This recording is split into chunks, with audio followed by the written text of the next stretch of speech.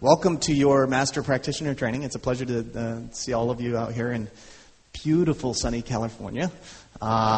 Just a wonderful day here at the Portofino Hotel, and it's a pleasure to see all of you here. Today, what we're going to be going into is the next level of NLP. How do you proceed from where we've been to where we want to go? And some of the concepts that we'll be presenting are familiar concepts, and then I think we're going to present some new concepts to you that'll shake up your model of the world just a little bit. So as we begin our Master Practitioner training, one of the things that we want to do is look at what is this thing that we're here studying and that we think that we want to become Master Practitioners of. What is this? Because I'll tell you, my mother still doesn't know what I do.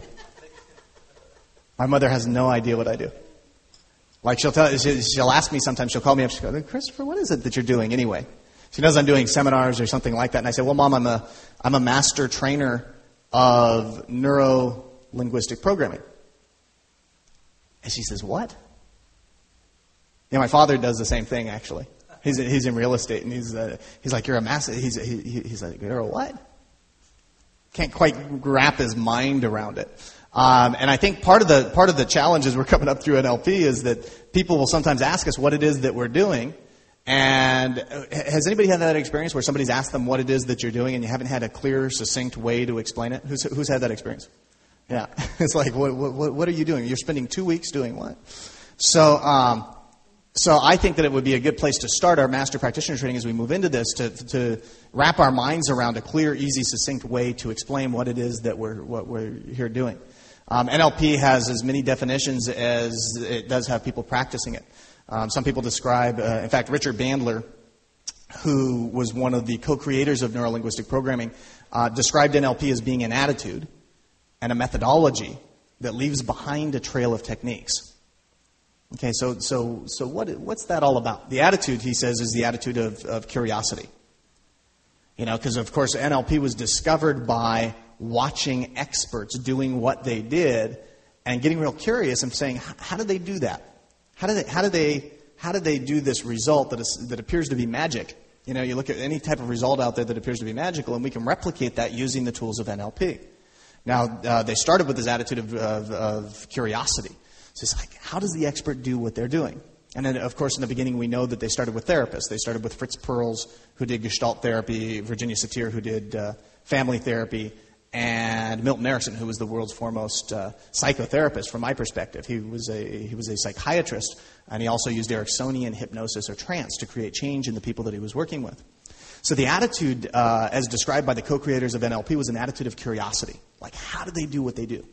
You know, what's going on there that allows them to produce this magical result? It's kind of like a quick story to start. You may have heard this story before. Some of you have, some of you haven't. There's 3 priests. Some of you have heard this story. 3 priests, they're going fishing. So now 2 of them were regular fishing buddies, and one of them was new to the mix. So the 3 priests go rowing out into the middle of the lake to go do their fishing.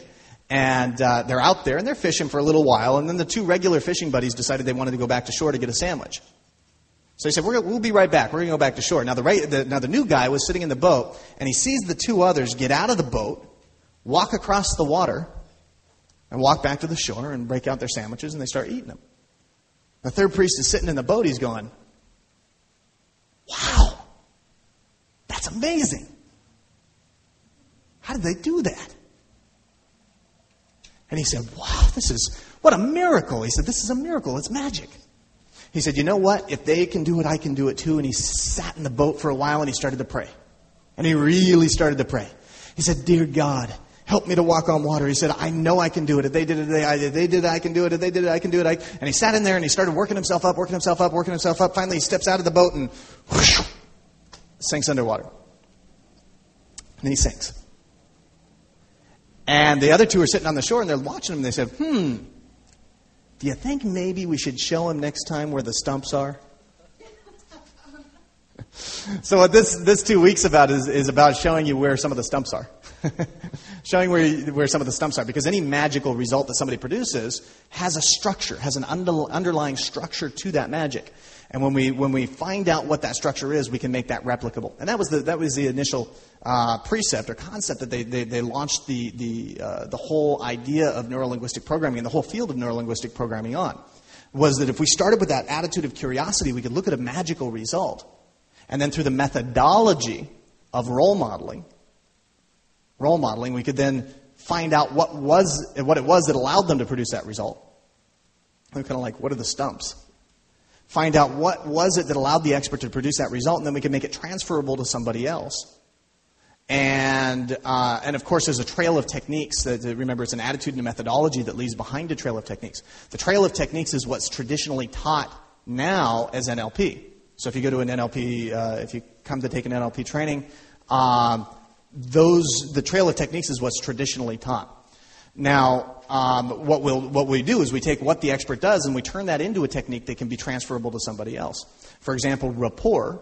Milton Erickson was where rapport first became obvious to us. Rapport is the process of matching and mirroring. And Milton Erickson said that anything's possible in the presence of a good rapport with a client. Now, rapport in hypnosis was always defined as being that magical, mystical state wherein the subject listens only to the sound of the operator's voice and responds only to the sound of the operator's voice. But it was never told how we could do that process of rapport.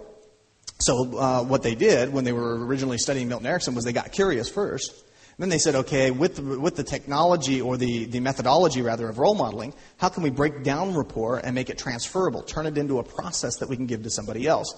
And they started watching Milton Erickson's videos, and they found that, sure enough, he was doing certain things that led to the magical result of rapport. They would watch videos, and they noticed that every time the client would move, he would seem to move as well. And then he would move, and the client would seem to follow. And they said, rapport can be recreated through the process of matching and mirroring. And they turned that into a process, and now that's one of the trail of techniques that we teach inside NLP.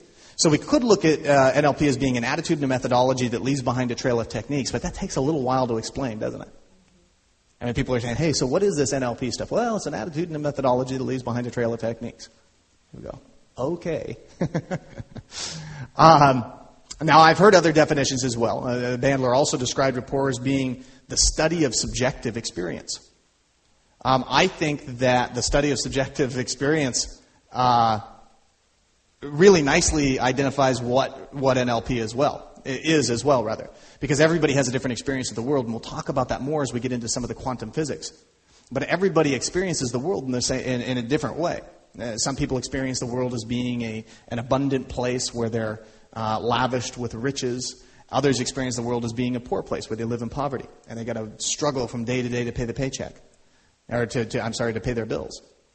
Other people experience the world as being a vital, exuberant place with lots of health and energy and great relationships and connections, while still others experience it as being a struggle. So the question becomes, what determines how one person experiences the world versus how another does?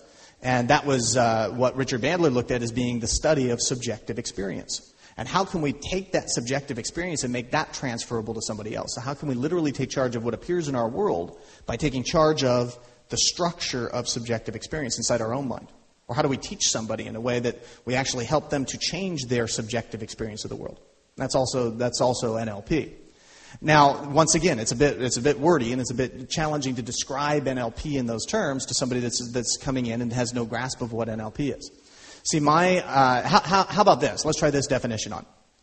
NLP is how to use the language of the mind to consistently achieve your desired outcomes. That's one way we could say it. So NLP is how to use the language of the mind to consistently achieve your specific and desired outcomes. NLP is how to use the language of the mind to consistently achieve your specific and desired outcomes.